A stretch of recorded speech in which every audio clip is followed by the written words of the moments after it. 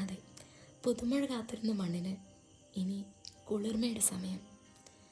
തോടുകളും പുഴകളും കുളങ്ങളും അരുവികളും എല്ലാം നിറഞ്ഞൊഴുകുന്ന സമയം. അതിനിടയിൽ വന്ന ഒരു വെയിലാണിന്ന്.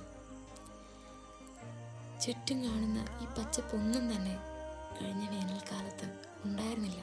വറ്റി വരണ്ടുണങ്ങിയിരുന്ന ആ ഭൂമിയിലേക്ക് പതിച്ചു വീണ ഓരോ മഴത്തുള്ളികളുമാണ് ഇപ്പം നാം ഈ കാണുന്ന ഓരോ പച്ചപ്പും. മരിച്ചെന്ന് കരുതുന്ന ഓരോ മരങ്ങളിലും ഓരോ ചെടികളിലും പച്ചപ്പിൻ്റെ പുതുനാമ്പ് ഇട്ട് കാണുന്ന സമയത്ത് വല്ലാത്തൊരു കുളിർമയാണ്. അതുപോലെ തന്നെ കൂടുതൽ സുന്ദരിയായി തോടുകളും അരുവികളുമെല്ലാം. ഇതെല്ലാം വിട്ട് എങ്ങനെ ഒരു മലയാളിക്ക് പുറത്തു പോകാൻ കഴിയും? എന്നാലും ജീവിക്കണം എന്നുള്ളതുകൊണ്ട് മാത്രം നമ്മളിൽ പലരും ജോലിയുടെ ഭാഗമായി പല നാടുകളിലേക്കും